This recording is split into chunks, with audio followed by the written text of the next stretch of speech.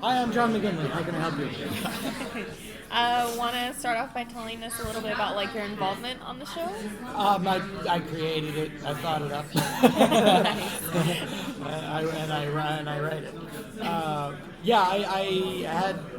I'm a comedy writer and a comedian, but I grew up loving horror movies. They were always my football. I like to say, that's what I was into as a kid, and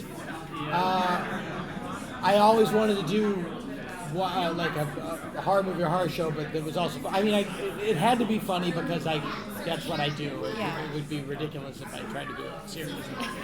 And it took a long time to get the right combination, and a lot of things. It took me 20 years to come up with the simplest idea, and the idea basically was, what if my dad was Buffy the Vampire Slayer? What if my dad, who I've described in life as Archie Bunker without the elegance and sophistication, what if he was a monster fighter? And the show fell out of my head very quickly from there. It kind of took form really quickly. As the seasons go on, do you find it harder to come up with situations? I actually find it easier. Yeah? We only do 8 episodes a season, so that's a big part of it. But, I have a lifetime of immersion in these things. So there's always, I got to do that. Oh, I got to do that. Oh, I got to do that. And because John and Janet are, real serious actors who built these characters before they ever stepped in front of the camera, they asked a lot of questions of me about the past lives of these characters that forced me to become a better writer, that forced me to really delve into the history of this and really sink the story support beams deep into the bedrock. And because of that, it allows you to go many other places.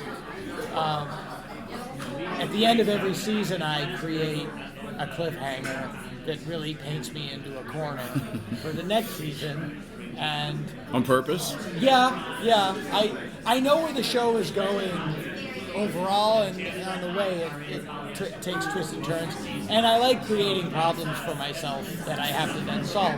One of my favorite movies as a kid was Beneath the Planet of the Apes, and that ends with the world exploding, and there was a sequel the next year. So I always admired the fact that they blew up the Earth and had another movie.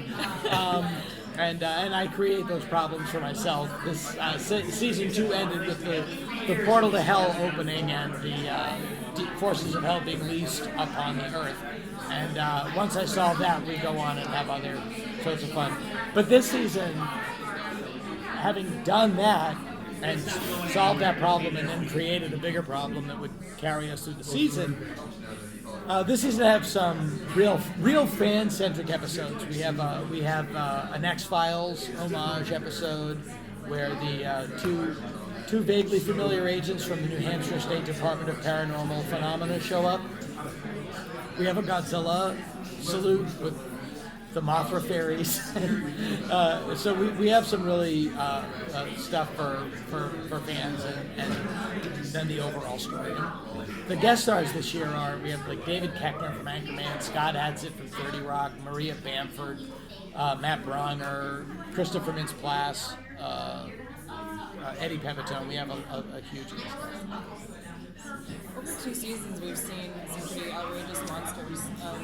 Who's been your favorite so far? And then can you tease any beyond what you just said? Yeah, well, I can. Yeah, what? I guess for whatever, there's no real reason why everybody loves the pig demon from the first season, but he sort of became like a symbol of the show. Like he's on a lot of the stickers and T-shirts. So I think people really love Murgatroyd, the pig demon from season 1.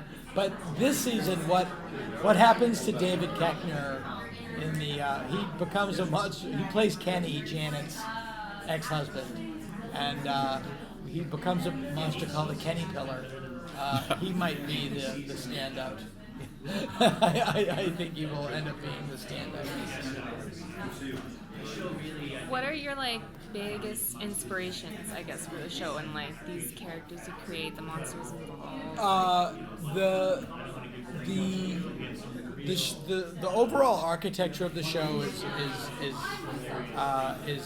the X-Files in the sense that we have mythology episodes and standalone Monster of the Week episodes. The Monster of the Week episodes came from Kolchak the Night Stalker. That's where the X-Files got him, and I continue that. Yeah. It looks, the visual language of the show is very much influenced by Dark Shadows, which was an old soap opera in the late '60s, and it very feels much like a '70s drive-in horror movie. Like it really, a lot of people, I said I wanted it to feel like an old show that is being rerun, that people found. And people came in with Stranger Things, and this was before Stranger Things had aired. People came in with mid 80s kind of thing, and I was like, no, I mean further back. I want it to look like Last House on the Left, Yeah. or The Hills Have Eyes. I want it to look like you're at a drive-in in 1973, and that's sort of the visual language of the show. It feels like an old show to be found. Do you like doing 8 shows, or would you rather do more? I like doing it.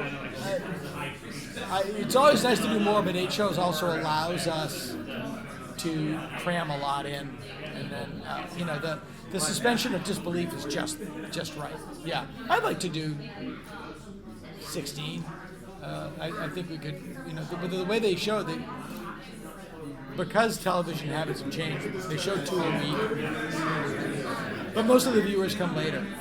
And what's called +3, that people DVR it, TiVo. People DVR it and watch it later. And like this year we're premiering on Halloween. I was like, no one's home on Halloween. Like nobody watches it when it airs anyway. They watch it later. What can fans expect from the new season? Or what can you say, basically? We solve our unsolvable problems only to create bigger problems, and this season absolutely has something for everybody. We have the X-Files, the Night Stalker, Godzilla, Mothra twins. We have a new demon named Horus. That's the commander of Hell's Army. There's a lot this season. The story is kind of like an old school like horror, and you have all these like really witty, sarcastic, funny parts to it. Yeah. How do you balance that, and like what's a good balance? The way to balance it is, and I'll preface it with like, it's the reason I can do it is because it's the only thing I know how to do. It's like when you meet a ventriloquist that's really good, but they can't do anything else. That's me. I can do this. They have to live in simultaneous universes in the sense that the horror movie doesn't know that you're being funny, and the people that are funny don't realize you're in a horror movie. The minute the monsters are funny or silly or winky or they're funny, all the air goes out of it. The horror movie, the scary stuff is scary and the funny stuff is funny. And the funny stuff is only funny because it's really people just behaving normally. They're not behaving in heightened horror movie reality. They're behaving the way normal people would. And that's really the trick. It's really not that hard. But the secret is the scary stuff has to be scary. Yeah. And then you say Ghostbusters shouldn't work, and I'll say, you're right, I don't know why it does. Ghostbusters and Beetlejuice are the exceptions that prove the rule, so there you go.